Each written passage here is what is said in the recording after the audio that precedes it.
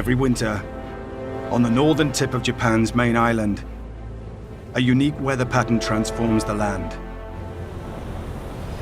Siberian winds sweep in from the west, gathering up moisture as they cross the warm waters of Japan.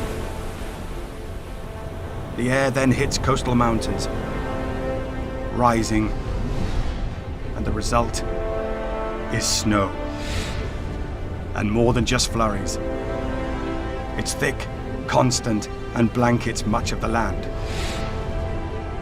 This is the story of that land. One of the snowiest places on the planet, and the people who live there, happily enduring the daily battle against Mother Nature. Because she also gives them scenes like this, and this.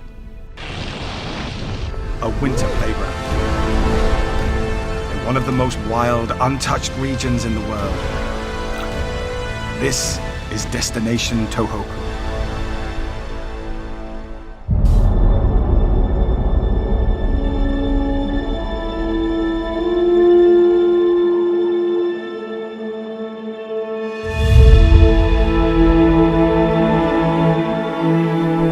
Aomori, Japan. The northernmost of 6 prefectures that constitute a region the Japanese call Tohoku. And in wintertime, it's also the snowiest. Few places on the planet can compete with the annual snowfall here in Aomori City. Roads,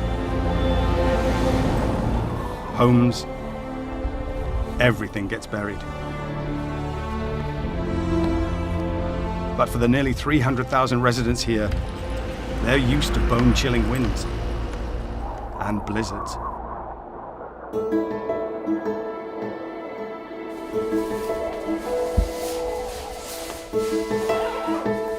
Nothing a few layers won't warm.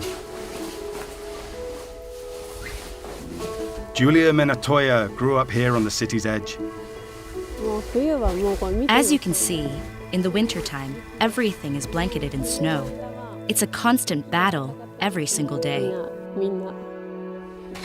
A seasonal struggle, perhaps, but one that brings a calm many here eagerly await throughout the year.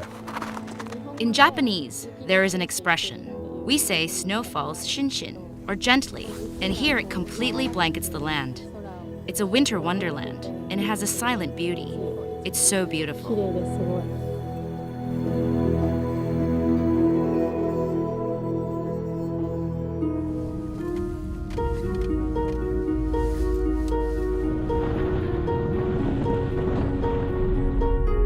Winters in this coastal region also bring a rich bounty from the sea. Some of the best fish in all of Japan. This is Furukawa, Aomori's main seafood market.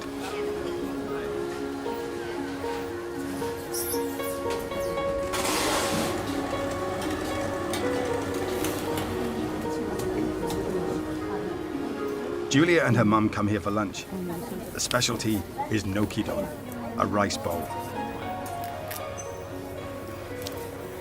Customers then choose raw toppings. Fresh from the frigid waters off Aomori. The best season for fish in Aomori is wintertime, especially codfish, with many coming to these waters for spawning. It's so tasty.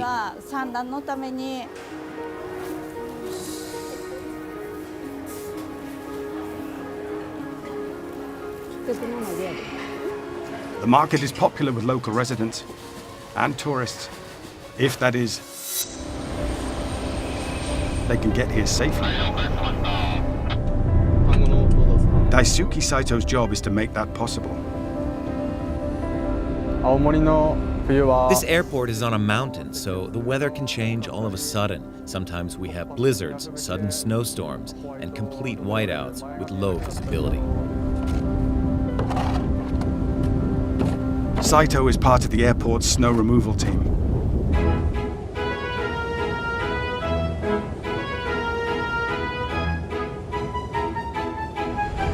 There are 120 of them, codenamed White Impulse, running up to 8 missions, as they call them, every day in winter. And just in time. ANA Flight 1852 is preparing for departure. In 24 years of this cruise operation, the airport has never delayed or cancelled flights due to snow on the runway, they say. It's a tough job because you cannot make any mistakes, but it's also rewarding. When I see planes landing and taking off safely because of what we do, it makes me proud. On this day, the plane is off, on time, bound for the snowy white skies over Tohoku. But clearing is only step one. The snow has to go somewhere. Much of this precipitation originated over the warmer sea, and back into the sea it will eventually go. Trucks laden with ice dump it here, every few minutes,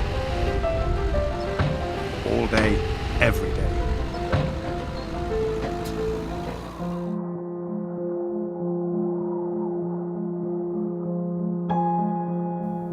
Elsewhere, removing snow is futile. There's just too much. The Hakoda Mountains high above the city is one of those places.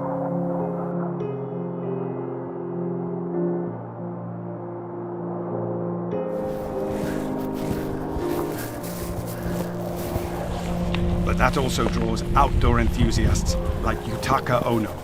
The 68-year-old started snowshoe trekking here as a boy, no matter the weather. What I like about snow hiking is the winter scenery. Nature is beautiful, I love it. It's like a Japanese ink painting in black and white, and a world of silence.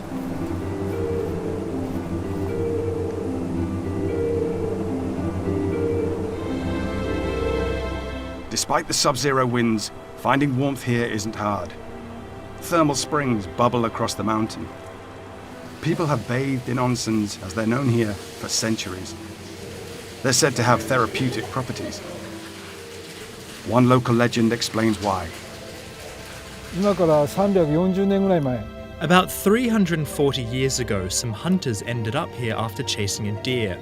The animal was shot and injured, but somehow found a way to walk into the warm waters here, which seemed to cure the deer of its injuries, and it managed to get away. And that was the beginning of this onsen.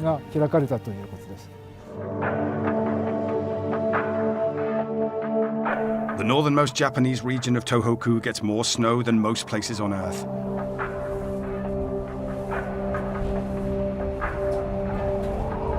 Winters are bitter cold, but there are unique ways of keeping warm here. Like this vintage 1950s era passenger car warmed by actual stoves.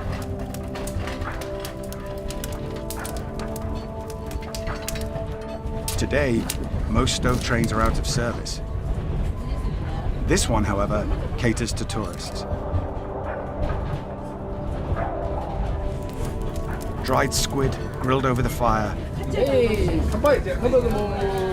washed down with locally produced sake. It's more like a trip through time.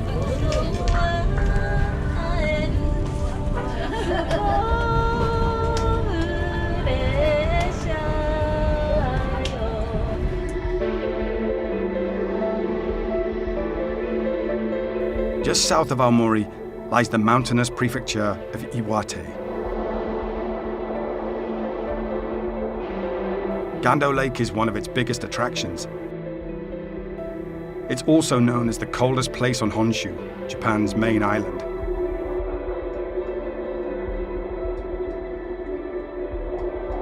The wind chill can be extreme.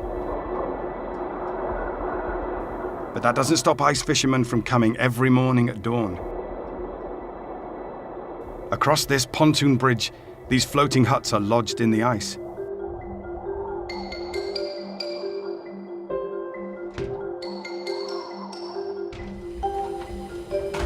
Inside, wooden slats allow access to the frigid water, and wagasaki, or smelt. Most stay here all day just to catch a few dozen of this tiny fish. A popular meal in the wintertime.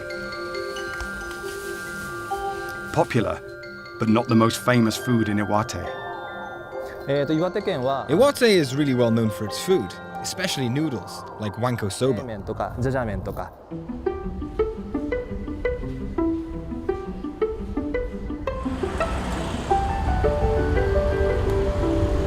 Imagine a restaurant where overeating is actually encouraged. Here in Iwate's capital, it's not only a reality, it's a tradition.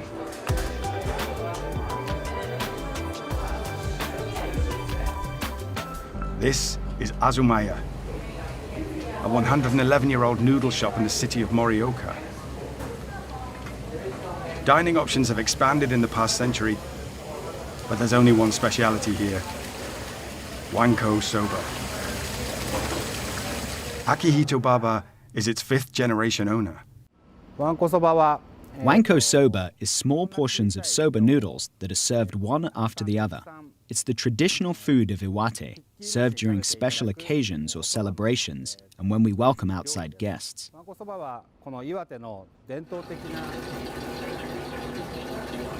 Iwate is famous for its noodles, especially soba. Buckwheat grows easily in this cold, mountainous region, Baba says. And what began as a show of hospitality, encouraging guests to eat as much as possible, has morphed into a challenge. An all-out soba noodle binge.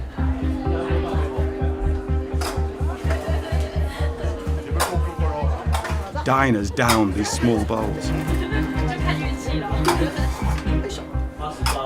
A waitress pours the next mouthful. Then repeat. Until either you stand up or you're too full to go on. Patrons stack empty bowls like badges of honor. 100 here, 200 there. 15 of their bowls is roughly the same as a normal serving of soba, they say. 2 years ago, I ate 222 bowls, but after I ate, I still had room to eat more. And that's not even half the current record, 570 bowls. This young woman, Naoko Obara, is hungry to beat it. She's a competitive speed eater, weighing just 50 kilograms. After eating a lot, I get a similar feeling to a runner's high. I feel happy and enjoy it. The waitress cheers her on, saying more, more.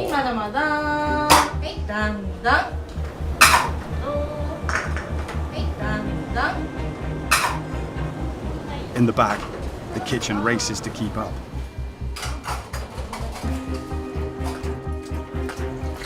Noodles are cut, dipped in a fish broth, and divided up as quickly as possible.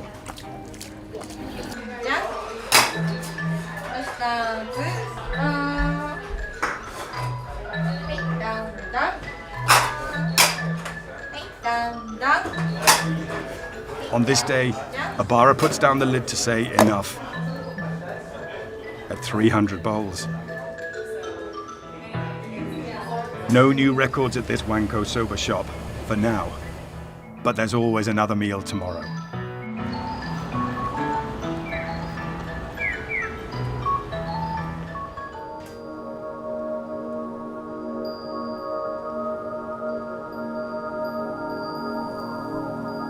Japan's Tohoku region, one of the snowiest places on planet Earth.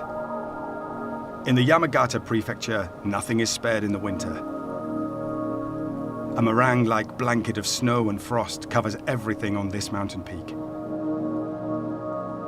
Even the trees.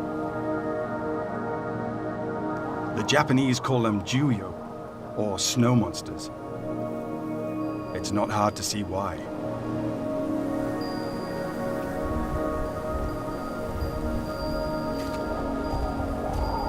But this otherworldly scene doesn't last forever. which is why tourists flock to the village of Zao Onsen each winter to catch a glimpse before summer when the bulk of this snow melts.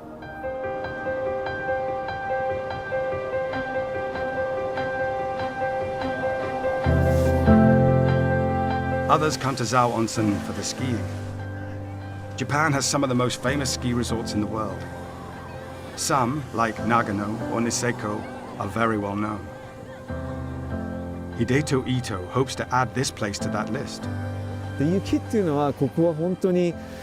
Snow here is called Japao, Japan powder snow that is known around the world. The quality of snow here is dry with low humidity. It's less wet.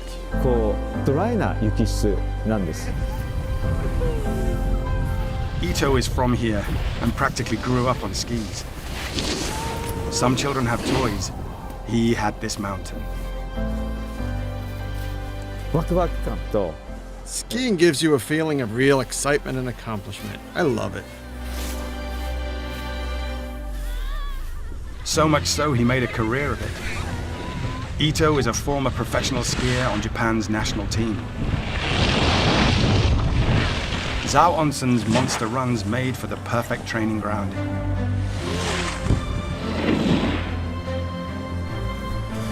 Back then, there were no ski lifts or cable cars. Today, there are 37 and 12 courses, the longest of which is 10 kilometers or 6 miles long.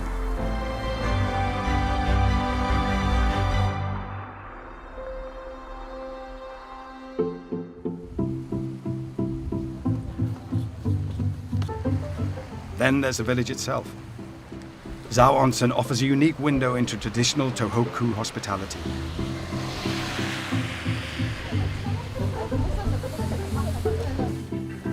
You won't find big chains here. Just a few small mom-and-pop rental shops.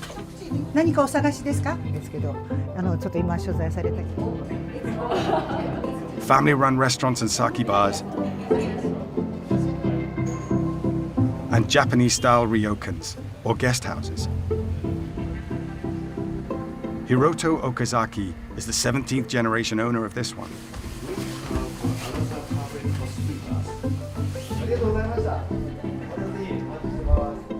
If you look at the village, there are a lot of old buildings, including this hotel.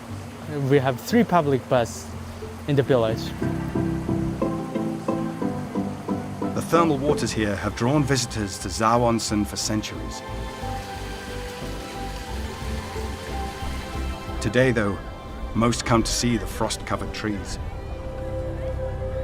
Snow monsters are the symbol of this town.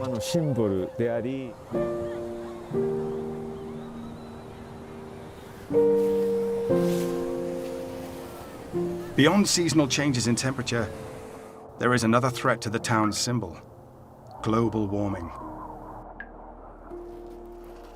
Many say it is affecting the climate here and that the frost is slowly receding to higher ground. Ito's seen it too. There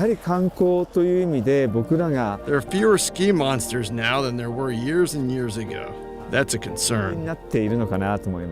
While experts race to find a solution, Ito also wants visitors to hurry too, to see the frost before it goes.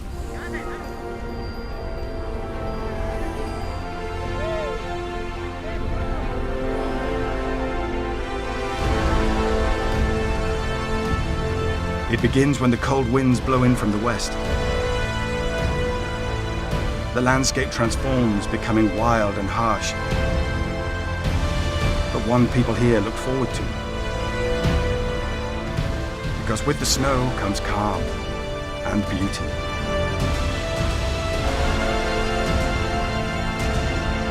And it only lasts so long.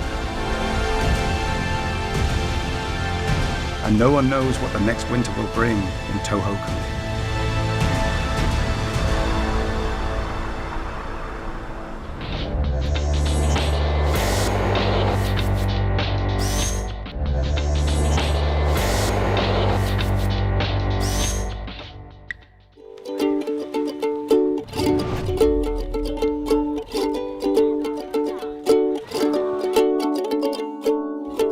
When people come to Mauritius, the first thing to their mind is to have the sun, the sea, the coconut trees, and the local food, Mauritian food.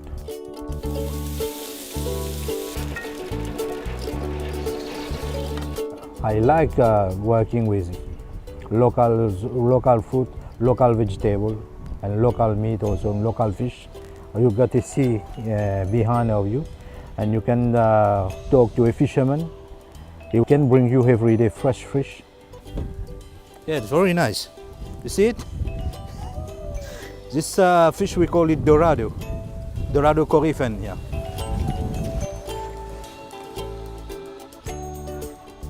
This is our local fish. We call it, the red one, you call it vielle rouge. And another one is, its local name is Madame Tombe.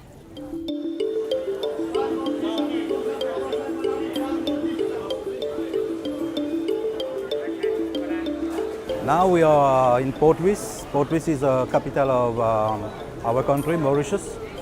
And we are situated now in the central market. I come here to find all the ingredients, the fresh vegetable and also the spices like curry powder, saffron, cumin, and many things just to realize my recipe at the hotel.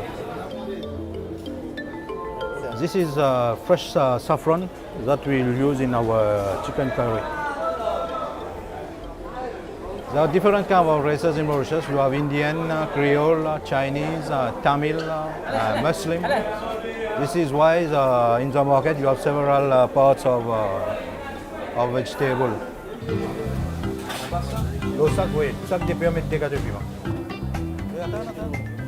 This is dal puris. It's local dishes that we use when you have not enough time. Yeah. You come here and you have a dal puri. It's like a pancake, yeah, salted pancake. Yeah. And inside you put some curry. You have some curry, you have some chutney, tomato chutney, and some chili paste.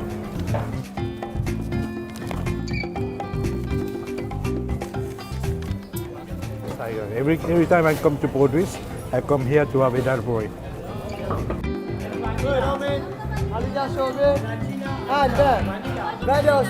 This is aluda, we call it aluda. This is made up with milk. They put a bowl of ice cream, basil seeds, and agar-agar.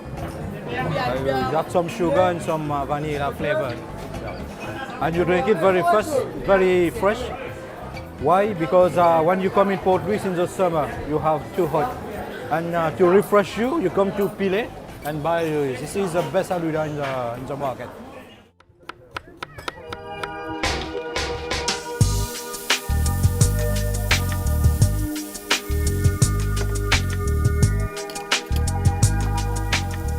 Mauritian foods, it's a little bit spicy, but all the guests who come here at the hotel, they love Mauritian food. On first day, we have a Mauritian buffet with many types of food, different religion.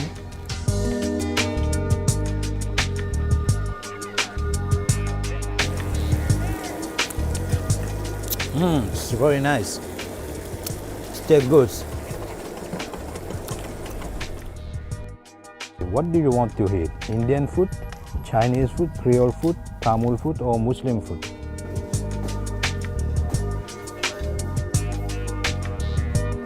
The beauty of Mauritius is that you can have any type of food you want.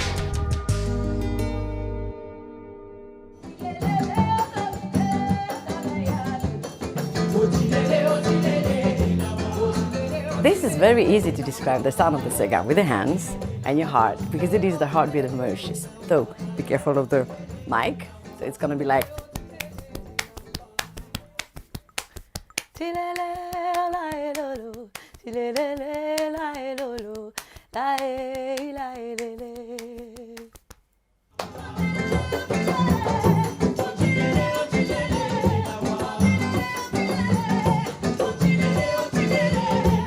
Sega is our traditional music. The story of it, it's the beauty of it actually. It's when you go back to history, it's the way of expression from the slaves. So the way of music the way they played it, the way they sang it, the way they dance it, and it's a way of freedom, to free their mind and spirit. That's basically what Sega is for me.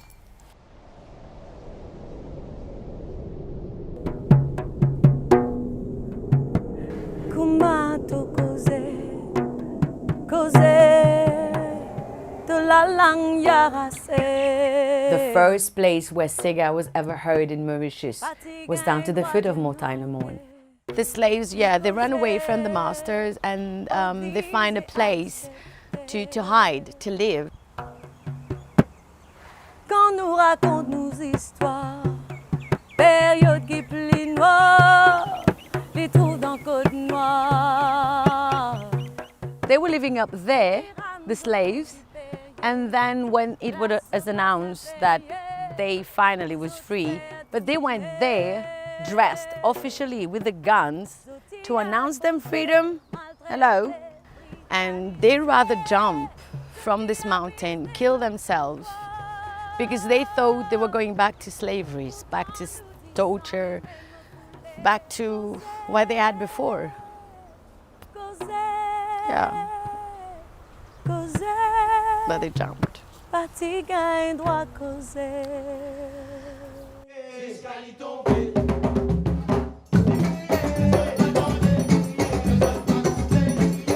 The three main instruments to create the Sega music is the ravan. The main one is the heart, is the beat.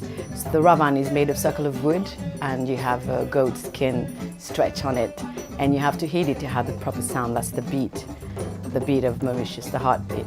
The second one is the maravan, which is a rectangular form of wood covered with like sugarcane stems, and inside you have dry seeds. They call it sipai seeds, and then when you shake it, it reminds you of the sound of the waves. The third one is the triangle, but when you go back to the days, it was a big knife, because the slave worked the land too, and they had a big knife to cut the sugar cane. So what they were doing with a piece of iron and the knives, they were tapping on it to have the high pitch. But today we do use the triangle.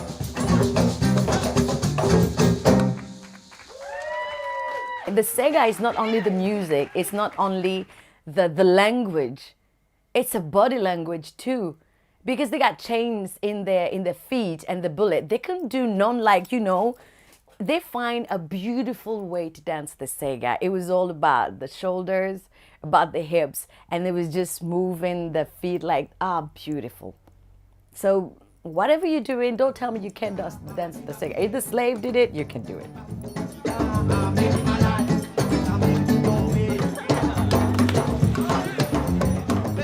Mauritius is not only about beautiful hotels, it's not only about lagoons or beaches or the sun. Mauritius, first of all, is about the people. It's about the melting pot. It's about the beauty, how different people can connect together. We're blessed people. Everywhere you go, you'll see a smile on your face and a heartbeat. Our soul will stay Sega music.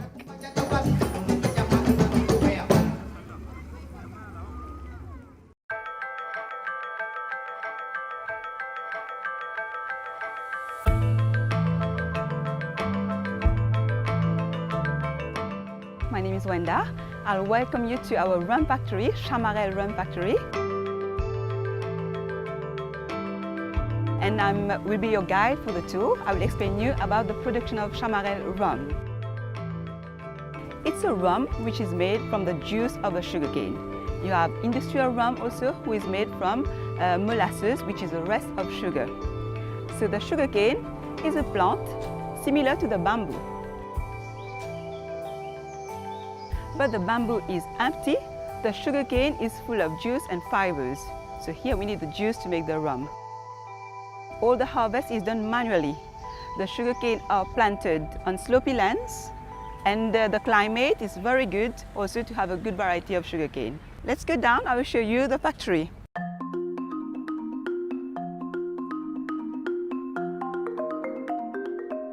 We started with 20-50% per day. Now we are welcoming 400-500 guests per day. Everything is done here. from the growth of the sugarcane, the harvest, the preparation of the juice, up to distillation and aging of rums in the barrels. They will place the sugarcane in horizontal way. They will be passing in a first machine, which is called a cane cutter, where the long stem will be cut into little pieces. And then afterwards, they will pass in the second machine with 24 hammers to break the sugarcane, because the stem is very hard. We need to break them and then crush them in the mills afterwards.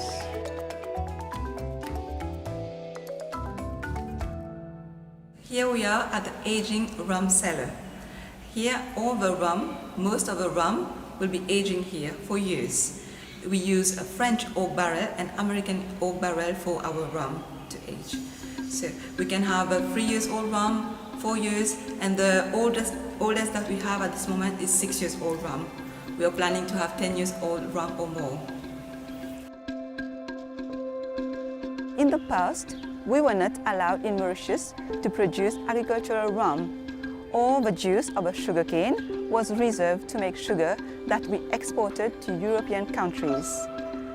Since 2008, we are allowed here to produce agricultural rum in Mauritius.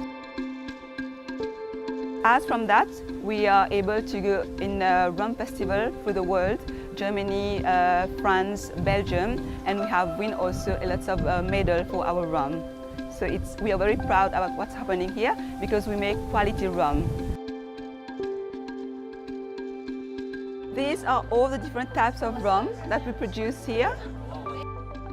Over there, they are really enjoying tasting of all these different types of rum, starting from a rum punch, going to pure white rum, double distilled rum, ending by the liqueurs. So they have all these rum to taste over there. I guess that they are very happy. Most people around the world used to travel. They used to discover rum from Martinique, Guadeloupe, from other places. So discovering Mauritius for its sun, sea, beach and rum, it's something very new, which is very interesting. There's a lot of demand for that.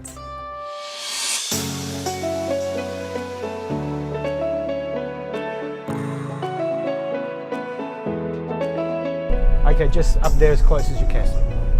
First, I'm going to teach you how to hold your camera to start off with. It's good around your neck, but then you get jabbed. You put your hand in through here, around, hold it. That way there, if it falls in your arm there, okay? We're at an old sort of Indian temple out on one of the rivers. Looks interesting here. It's one of the goddesses of destruction, which comes and cleans everything. So take 5 photos, come back and show me what you've done, and then we'll take it from there. Off you go. I'll be honest, Mauritius is more than just beaches. Mauritius has so much more to offer. It's got your mountains, it's got heritage, it has multiculturalism, it has so many things in it that I think people are missing out on if they just come here for the beaches. Everyone's doing the same sort of deal. Yeah, very dark, okay? Everyone got them dark? Dark, dark. Light, so that's got light on it, that's fine. Photo tours that I enjoy doing more so are the tours where I like to bring people to destinations, places that you would not normally go to, and just, really experience what Mauritius is. Instead of just seeing it from your car window, I want people to feel it.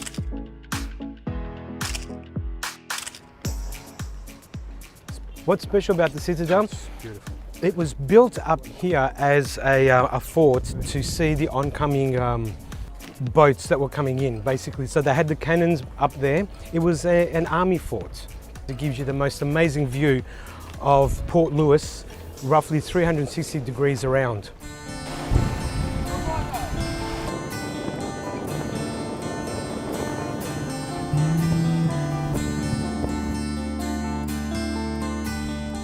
Okay, so we've landed on Île Fa, which is the lighthouse island. From here you can actually see the island of Mauritius on that side there. We're looking at the east coast of Mauritius on that side there, which I think is spectacular. Look at those mountains. And we're going to photograph that way, okay? Because the sun's behind us. If we're photographing in there, it's going to be too difficult. Lift up, everyone looking up. I'm going to do a pointing about my over there. Click, click, click. Let's try that. Shoot. Yep, just shoot. Yep, just shoot it. Ah! Looks good, huh? Wow. Yep. See how the light outside looks good? Just come about here. Have a look in there. Shoot that one there. Are you shooting manual or aperture? You manual. Make this darker. Make that shot a little bit darker.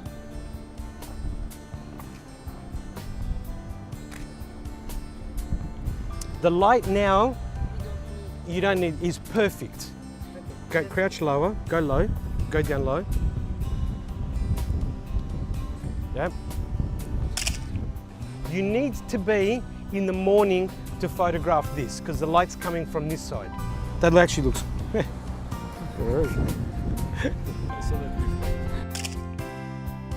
So, shooting in Mauritius, you can't go wrong. Look how beautiful this place is.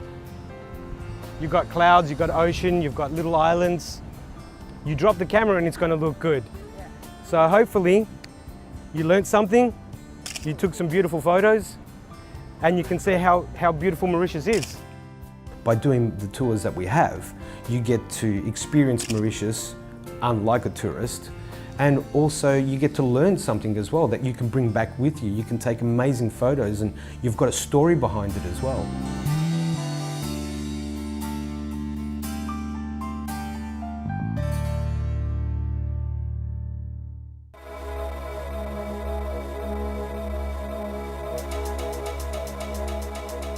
The Champ de Mars is the second oldest racetrack that we have in the world. Racing here was introduced in 1812. There was a bit of clash between the French and the English at that time because the English took over from the French, and this is why they introduced horse racing, to get these people to get together here so that they can build up a new nation, a new population, in better atmosphere. Mauritians are very fond of horse racing. I think in a family of 5 you could have 3 people following horse racing in Mauritius. They are mad about horse racing. They have horse racing in their blood. Every week we have about 8,000 to 10,000 people at the race course to follow the 8 races we have on our race car. It is just electric. They will stand there and will watch the horses in the last 100 meters, and they don't have the height to watch the races. What they will do, they will jump every time, every second, just to have a look what's happening in the home straight.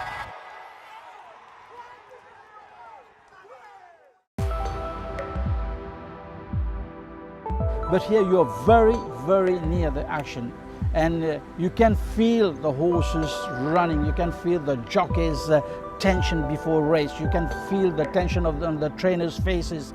You have all this, and this makes it unique. Well, this is a magical track, you know. I've been so many places, but you don't feel that atmosphere like here. Maybe you have seen it. People, they forget what they are doing during this 1 minute 30 or 2 minutes that the race is going on. People is as if in contact with the horses. They don't know nothing. Each one will be shouting the name of the horse that he has bet on.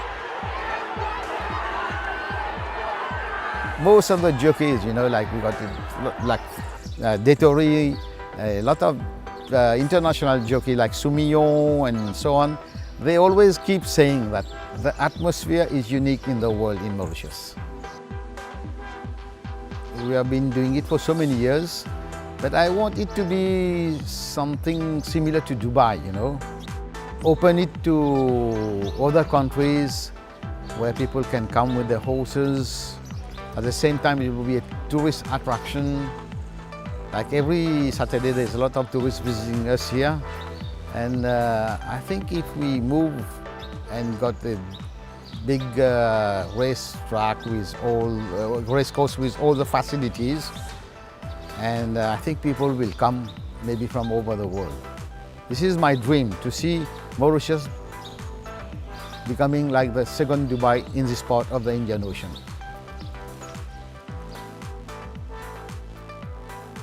I've met people coming from all over the world telling me that here you have a unique atmosphere.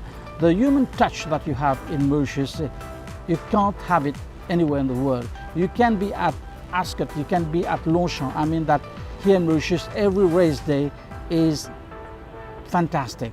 And on the big occasion, it's even better.